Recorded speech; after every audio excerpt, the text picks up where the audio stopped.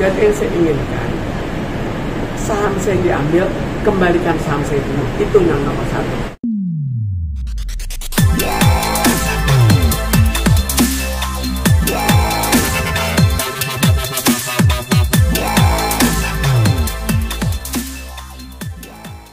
Terima kasih rekan-rekannya. Hari ini telah selesai. Kita berikan jawaban dari pelapor. Totalnya 52 pertanyaan ya. Kurang lebih 1 harian untuk menjawab itu. Nah, kira-kira itulah inti masalahnya. Seputar apa aja Bang, mungkin pertanyaannya sendiri? Pertanyaannya tentang si Pelestiani, kedua tentang UPT Blue Bertax ya Bu ya. Kemudian bagaimana proses pemilikannya sebelumnya, kemudian bagaimana perpindahannya, ada namanya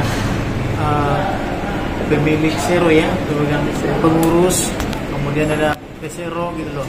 Apakah dengan mundurnya pengurus otomatis mundur menjadi pesero gitu? Nah, lebih begitulah pertanyaannya. Ada yang dibantah mungkin atau ada pertanyaan? Ya, tentu penegasan dari Ibu Mintarsi bahwa dengan dia mundur sebagai pesero pengurus, bukan berarti mundur jadi pemegang saham gitu.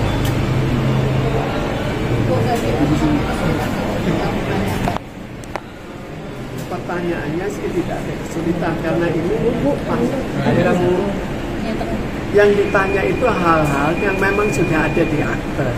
Jadi tinggal memberikan pembuktian. Misalnya saya mundur sebagai pengurus. Pengurus itu sebagai jabatan saya sebagai direksi. Terus bagaimana saya membuktikan? Saya membuktikan dengan semua surat yang saya berikan, baik yang saya berikan ke Pengadilan Negeri Jakarta Pusat, penetapannya, lalu juga Pengadilan Negeri Jakarta Selatan, dan jawaban dari mereka, jawaban dari Luber. Jadi itu sudah bukti bahwa semuanya bahkan sudah dapat prosedur pengadilan. Lalu selanjutnya masalah akte-akte. Jadi ini dibuat dalam bentuk akte. Saya keluar sebagai pengurus dalam hal jabatan saya sebagai direksi, tapi kenapa saham saya dihilangkan secara diam-diam? Jadi saya tidak pernah diundang. Kok bisa harta saya hilang, harta saya diambil, tapi saya tidak diundang? Lalu kita lihat dalam peraturan, kalau misalnya kita membuat suatu akte, itu harus disahkan.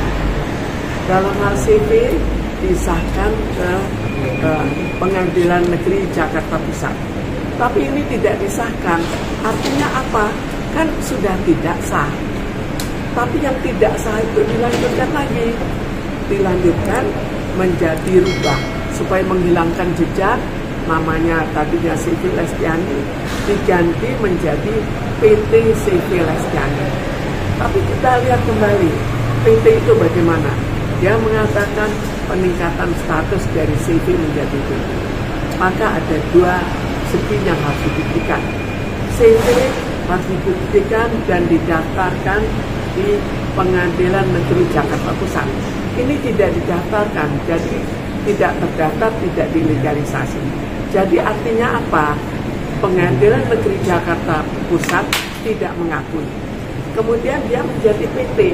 PT itu harus disahkan lagi, harus didaftarkan di Kemkumham. Ternyata kembali lagi tidak disahkan. Kok sudah mulai dari awal sampai akhir, dari CV sampai PT, kenapa kok semuanya tidak disahkan? Bahkan dia bikin 2002, tapi dari Kemkumham tetap tidak mau mengesahkan pada tahun 2002. Ternyata tiba-tiba bikin manuver lagi. 2013 tiba-tiba munculnya apa?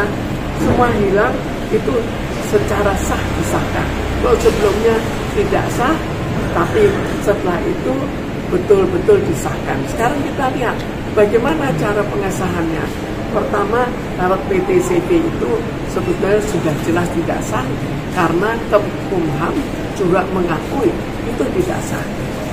Karena itu makan waktu 11 tahun untuk akhirnya dipisahkan. Pisahkan pakai cara apa? Itu pun caranya tidak melalui jalur hukum. Jadi kita bayangkan kalau suatu perusahaan ada yang namanya pemegang saham. Kemudian pemegang saham itu kan bersambung. Kalau misalnya pemegang sahamnya A, akte berikutnya A, kecuali kalau ada jual beli. Kalau tidak ada jual beli, maka ini tetap A. Tapi ini enggak. Mereka bikin daftar sendiri. Daftar sendiri kan tidak sah. Setiap orang bisa membuat daftar sendiri. Tapi kenapa disahkan? Ini yang saya persoalkan juga.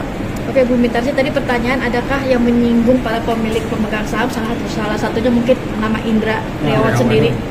Sebetulnya ini tidak menyinggung nama perorangan, menyinggung semua yang berkepentingan dengan Bluebird. Jadi sebetulnya termasuk saja, tapi tidak disinggung secara khusus. Kalau boleh tahu ini perusahaan keluarga atau seperti apa ini? Sebetulnya ini dulu waktu awalnya dibuat oleh 4 keluarga. Itu awalnya ya. Kemudian entah bagaimana 2 keluarga minggir. Akhirnya tinggal 2 keluarga. Dari 2 keluarga itu, ini yang satu mengalami pemukulan, yang saya mengalami upaya penculikan. Jadi akhirnya dari 2 keluarga itu sekarang yang berkuasa setengah keluarga. Ya, tinggal satu persatu diusut. Kalau sudah diusut, bagaimana dengan Bluebird?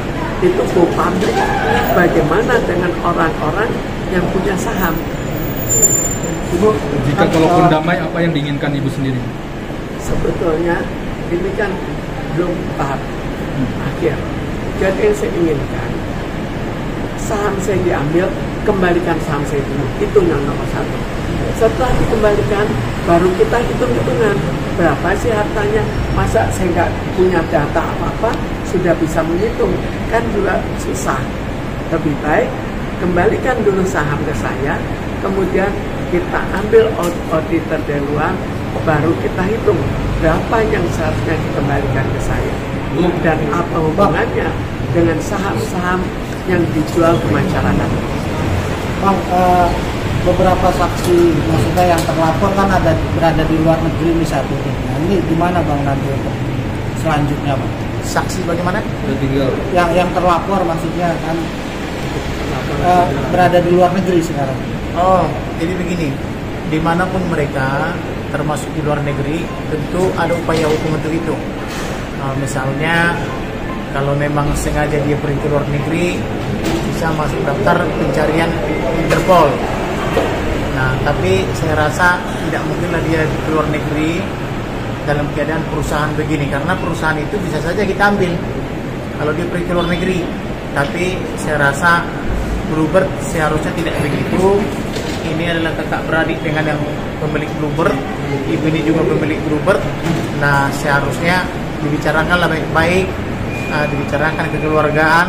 Toh selama ini keluarga ini tidak harmonis. Nah, barangkali di akhir hidupnya ini di akhir hidupnya para masing-masing yang boleh dikatakan sudah jam 5 sore, semuanya bisa dibicarakan baik-baik, karena bicara baik-baik itu tentu sangat sulit, tapi apabila ada keinginan, ada ibu juga mau, tentu akan ada penyesuaian gitu.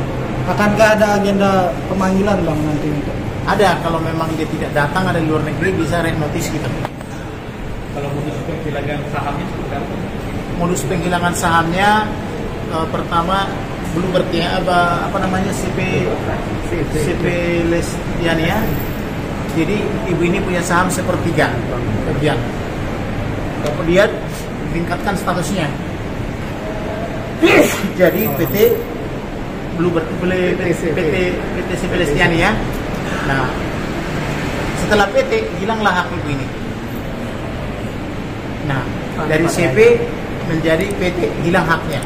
Kemudian ada juga PT Bluebird Taxi ya, hak ibu ini juga ada. Nah, tetapi kemudian lama-lama menjadi tidak nampak gitu loh. Jadi kira-kira seperti itulah gambaran penghilangan sahamnya gitu. Tadi ada barang bukti yang disampaikan kepada Bapak? Barang bukti tentu ada kita berikan, contohnya dia mengundurkan diri dari pemegang saham, ditulis tadi mengundurkan diri dari pemegang saham, tapi langsung diadakan rapat dan musyawarah ada notaris, dan notarisnya sudah mengaku bersalah, dikira ibu ini telah dibayar. Nah kemudian notarisnya suruh baca ulang, oh iya mengundurkan diri pemegang saham, berarti kalau bukan pemegang saham apa dia? Kalau pemegang saham pengurus mundur, apa pemegang saham juga masih ibu ini? Kalau mengundurkan diri dari jabatannya sebagai pesero pengurus itu, ya ibu ini tetap pemegang saham. Jadi ibu ini tetap pemegang saham sampai hari ini.